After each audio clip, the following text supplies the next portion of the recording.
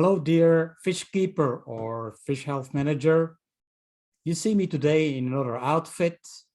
You can see it's winter time. Yes, we also check the fish during the winter, so I have a little bit more warmly dressed and I have my hat on, although I'm not outside in that beautiful skyline with the northern light. So I'm at home working still on fish diseases, and today will be another case of fish disease I present in this interesting outfit. But look at the videos at the fish, don't look at me, and try to enjoy my presentation on the fish case number 47.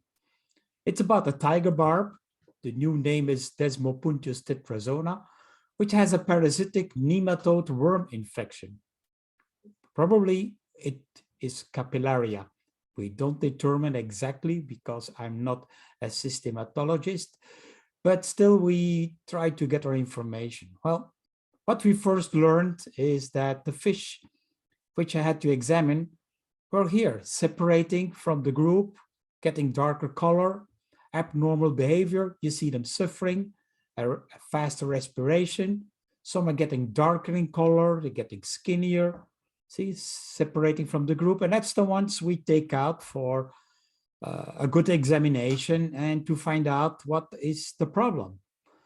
Well, we checked the internal organs and we squeezed the internal organs between two glass plates, and we found these kind of organisms here, which is the worm type, which we found in this tiger barb, in the gut or next to the gut, which is squeezed and being broken open. And that's why we see next to the liver here, we see these round types of animals, parasite worms, and most likely it's a Capillaria species.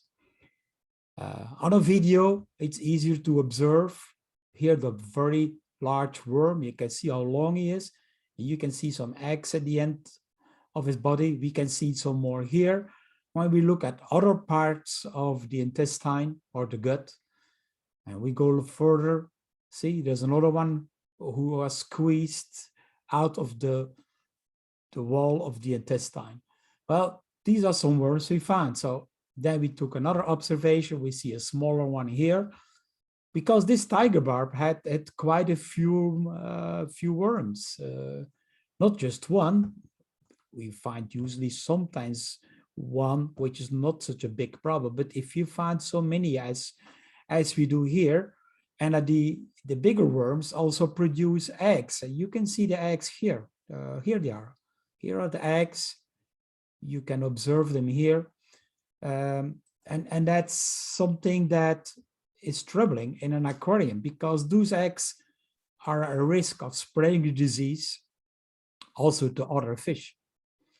So what can I recommend you for treatment? Well, first of all, we can think about the reasons how those roundworms, Capillaria, get into the aquarium and introduce tiger barbs.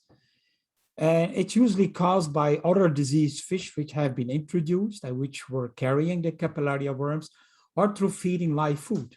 Those are the two most likely cases when you introduce this worm infection. You can see that the fish become weak, and the very weak ones you better euthanize or put to sleep.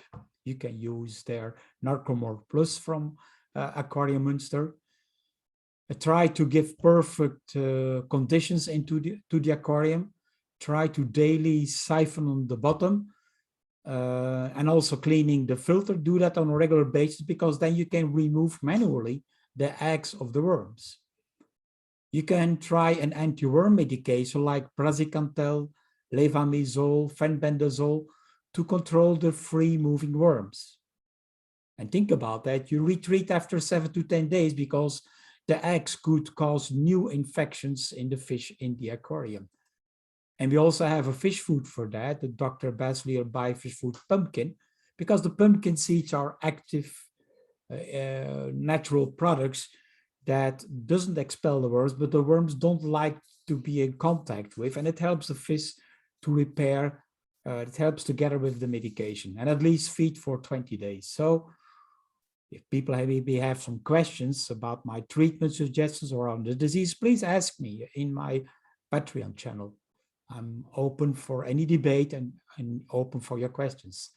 So stay tuned, and I have more cases to come in the coming days. I will prepare some more, which will be seen in the near future. Enjoy your time with your fish. Think about, watch your fish, watch the first signs of the disease, and you can then better control the health of your fish. Thank you.